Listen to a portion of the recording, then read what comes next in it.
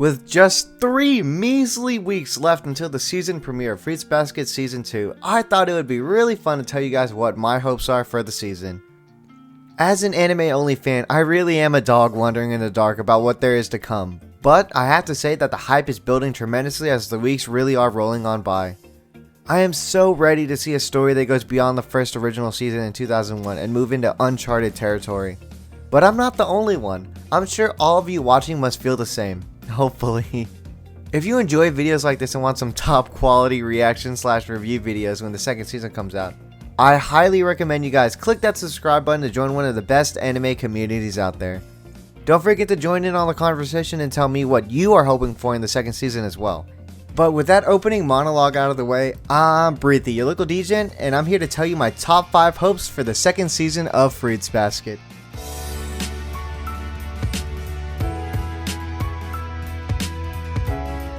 Number 5, I need more Yuki in my blood.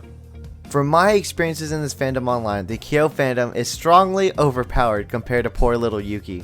But as a person whose personality resonates more with Yuki, I want to see more of him in his story. One reason I love him so dearly is because this idea of isolation and social distancing from others is something I can relate pretty heavily to. It's kind of ironic with what's happening around the world nowadays, isn't it? His importance in the story kind of weakened near the end of the first season, and that disappointed me. Don't get me wrong though, I very much enjoyed Kyo's arc with his father and his true form, but I just needed some more Yuki in my veins. When people ask me who I like more character-wise, I'm always torn because these are two characters that I've always loved as a kid, and picking is so hard for me. From the few previews of the second season, I can really piece together that we will finally delve deep into Yuki's relationship with the other Somas, particularly Akito. Honestly, while I hate Akito for everything they have done, I want to see everybody's pain and relationship with Akito unravel, especially Yuki's. But yes, at number 5, I hope that Yuki becomes more prevalent to the story. Number 4, I want to meet every missing member of the Zodiac. One cool trait I loved in Toru so much was her curiosity. Whenever she met a new member of the Soma, she was always her usual self, but with a bit of wonder.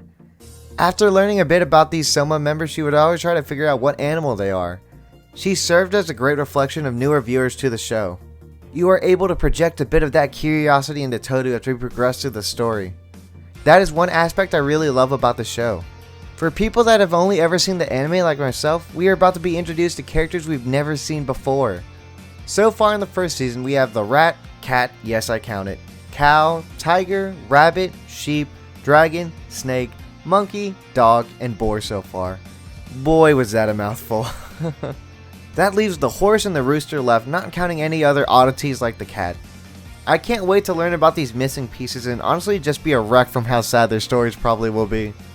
We've seen this mystery character across the trailers that have been released and even in the promotional images released for the second season. This could possibly be one of the missing pieces. I've been kinda mini spoiled because I read all my comments and some of my lovely viewers had to keep me informed, but it's alright. Either way, I'm looking forward to meeting and completing the rest of the Zodiac. But with that, let's move forward. Number 3. Finally explore this mysterious relationship between Shigure and Akito. Akito is probably one of the most mysterious characters in the first season, only second to Shigure. While we get glimpses and small interactions of Akito, we don't have much first-hand experiences about who they are or what they are like. The only reason we know anything about their character is the psychological damage they have thrown onto others like Yuki and Hotori. By the way, just because I brought him up, I want justice for Hotori. He deserved so much better.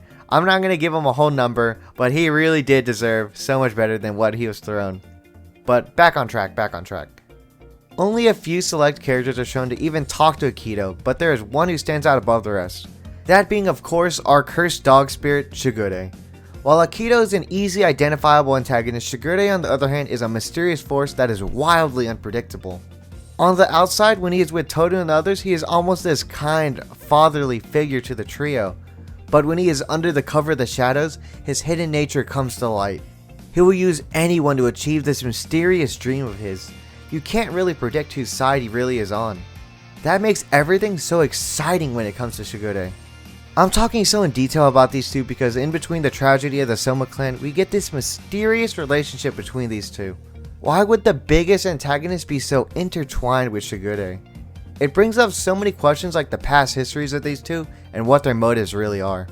This added mystery is one that I want to be answered so bad as someone in the dark about all this. But with that, let's move on to number 2. Number 2, learning more about the Soma curse. When you really take a step back, we don't know much to anything about the inner workings of the curse. Let's just take a minute to talk about what we do know. The curse is premature and affects the users usually within the first 2 months of birth. Thinking about this reminds me of Miji and his story. He's one of the saddest to me, honestly. Next up is that each Zodiac member transforms into their respective animal under 2 conditions. The first is when they are hugged by members of the opposite sex. An exception to this rule being it does not apply to other members of the Soma curse. The second is when they are put under immense stress. One aspect of the curse that isn't really explored more is that each member is able to attract the same animal they are cursed under. Think of when Yuki called all those rats to help find Toru's mother painting when the rubble collapsed on Toru's tent. This is something that would be really cool to see more of in the story, but I understand why not. We can't have tigers and cows running into Kisa and Hatsuhara on the daily. But wouldn't that just be really hilarious and amazing at the same time? Another thing I didn't really put much attention to is that when each member transforms, clouds appears during the transformation. It usually is just for comedic effect, but it's something to point out. And that's really about it. Throughout the first season, we see how each Soma member deals with their curse and how it affected them. But we don't really learn much about what makes this curse function and how the members of the Soma can even beat it. I really do hope this becomes a bigger aspect in the second season because world building is one of my favorite details in a story. It would be nice for Yuki and everybody to live out peaceful lives by finding ways to beat the curse or find preventative measures that could really make their lives a bit easier. They already have plenty of mental issues because of it, and I really do want to see every one of them happy. But finally, let's move on to my number 1 hope for the second season of Fruits Basket. You know, I totally forgot I had honorable mentions before first place, so ignore what I just said. Welcome to the honorable mentions.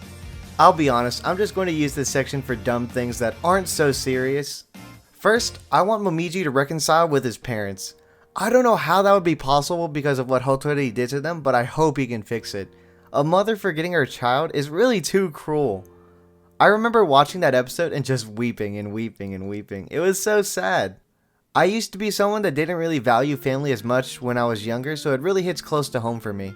I know, I was a brat, okay? Another honorable mention is I want to see Kisa on the screen more. She is that adorable little sister character that I really just can't get enough of. She is precious in almost every way, and I have to protect that smile at all costs. She reminds me of my little sister if she wasn't so aggressive and mean and not affectionate at all. I'm just kidding. Wait, I don't have to apologize. She doesn't even watch my videos. Oh well, love you anyway, sister. My last honorable mention is I want more comedic scenes with Hatsuhara. I'm biased about him because I was born on the year of the ox/cow, so I strongly resonate with him. If you don't love the Soma member that represents you, do you really like Fruits Basket? But anyway, Hatsuhara has the crown for making me laugh the hardest during the first season. When he first turned into a cow, I literally laughed out of my chair. That was absolutely fantastic. He's such an adorable cow. God, I need more of those moments in the second season. But that basically wraps that up. The honorable mention section just turned out to be me gushing about members of the Somas, but oh well. With that, let's move on to my number 1 hope for season 2, for real this time. Number 1, I want to see more of the relationship between Toru and the 2 boys. I'll be honest, I'm a big sap for romance animes. A big sap. But you can't blame me on this one. This is my childhood pairing, back in modern times to settle the score. I never got closure from the 2001 version, and this is my chance. Whether the story ends in the second season or even goes on to a third, I won't care. I need my closure. Toru's dynamic with both of these 2 lovable boys really makes my heart wrench. On one hand, I want Toru to be with Yuki because she always brings him out of his shell and that dynamic is quite cute. On the other hand, Kyo is much more bold and is there for Toru in her darkest hour. Both are so dang wholesome. This is one of those few moments that I really hate love triangles. Usually I'm on one clear side and can root wholeheartedly for one person, but in this case I just can't. It's a big predicament really. Either way, I'm ready for my heart to melt with wholesome scenes with Yuki being low-key flirty and Kyo just being over-the-top adorable. I just want a happy ending for everyone. Is that so much to ask for? And there you have it, everybody. Those are my top 5 hopes for the second season of Fruits Basket. If you enjoyed my little list, be sure to subscribe and follow me on Twitter where I spout nonsense daily at BriThi. You really rock, and I love you all for the amazing support I've been receiving lately. I can't wait to experience the second season with you all. Stay safe out there, my little lovely community. I'll be thinking of you. I'm BriThi, your local degenerate, signing off. Sayonara, friends. Big heart, big heart, big heart, big heart. Bye bye.